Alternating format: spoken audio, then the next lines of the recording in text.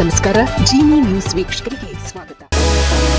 ಚಳಿಗಾಲದ ಚಂಡಮಾರುತಕ್ಕೆ ಅಮೆರಿಕ ದೇಶವೇ ಸ್ಥಗಿತಗೊಂಡಿದೆ.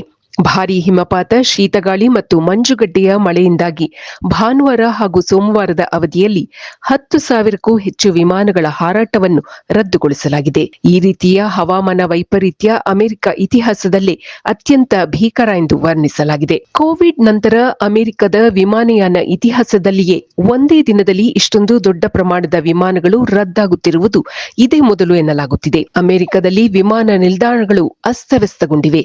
ನ್ಯೂಯಾರ್ಕ್ನ ಜಾನ್ ಎಫ್ ಕೆನೆಡಿ, ಲಾಗಾರ್ಡಿಯಾ, ನ್ಯೂಜೆರ್ಸಿಯ ನೆವಾರ್ಕ್ ಮತ್ತು ವಾಷಿಂಗ್ಟನ್ನ ರೊನಾಲ್ಡ್ ರೇಗನ್ ವಿಮಾನ ನಿಲ್ದಾಣಗಳಲ್ಲಿ 80% ವಿಮಾನಗಳು ಕ್ಯಾನ್ಸಲ್ ಆಗಿದೆ. ಅಮೆರಿಕದ ಸುಮಾರು 20 ಕೋಟಿಗೂ ಹೆಚ್ಚು ಜನರು ಈ ಶೀತಗಾಳಿಯ ಕೆಂಗಣ್ಣಿಗೆ ಗುರಿಯಾಗಿದ್ದಾರೆ. ಅಮೆರಿಕದ 15ಕ್ಕೂ ಹೆಚ್ಚು ರಾಜ್ಯಗಳಲ್ಲಿ ಈಗಾಗಲೇ ತುರ್ತು ಪರಿಸ್ಥಿತಿ ಘೋಷಿಸಲಾಗಿದೆ. ಕೇವಲ ವಿಮಾನಯಾನ ಮಾತ್ರವಲ್ಲದೆ ಭಾರೀ ಹಿಮಪಾತದಿಂದಾಗಿ ಮರಗಳು ಧರೆಗುರುಳುತ್ತಿದೆ. ಟೆನೆಸ್ಸಿ, ಮಿಸಿಸಿಪಿ ಮತ್ತು ಲುಸಿಯಾನಾ ಸೇರಿದಂತೆ ಹಲವು ರಾಜ್ಯಗಳು ಕತ್ತಲಲ್ಲಿ ಮುಳುಗಿದೆ.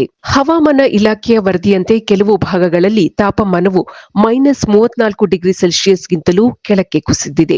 ಅಮೆರಿಕದ ಅಧ್ಯಕ್ಷ ಡೊನಾಲ್ಡ್ ಟ್ರಂಪ್ ಅವರು ಪರಿಸ್ಥಿತಿಯನ್ನು ಮಾನಿಟರ್ ಮಾಡುತ್ತಿದ್ದು, ಅಗತ್ಯವಿರುವ ರಾಜ್ಯಗಳಿಗೆ ಫೆಡರಲ್ ಸಹಾಯವನ್ನು ಒದಗಿಸುವ ಭರವಸೆ ನೀಡಿದ್ದಾರೆ. ಏರ್ ಇಂಡಿಯಾ ಸೇರಿದಂತೆ ಅಂತಾರಾಷ್ಟ್ರೀಯ ವಿಮಾನಯಾನ ಸಂಸ್ಥೆಗಳು ನ್ಯೂಯಾರ್ಕ್ ಮತ್ತು ನೆವಾರ್ಕ್ಗೆ ಹೋಗುವ ವಿಮಾನಗಳನ್ನು ರದ್ದುಗೊಳಿಸಿವೆ. ಪ್ರಯಾಣಿಕರು ವಿಮಾನ ನಿಲ್ದಾಣಕ್ಕೆ ಬರುವ ಮುನ್ನ ತಮ್ಮ ವಿಮಾನದ ಸ್ಥಿತಿಯನ್ನು ಆನ್ಲೈನ್ನಲ್ಲಿ ಪರಿಶೀಲಿಸುವಂತೆ ವಿಮಾನ ಸಂಸ್ಥೆಗಳು ತಿಳಿಸಿವೆ.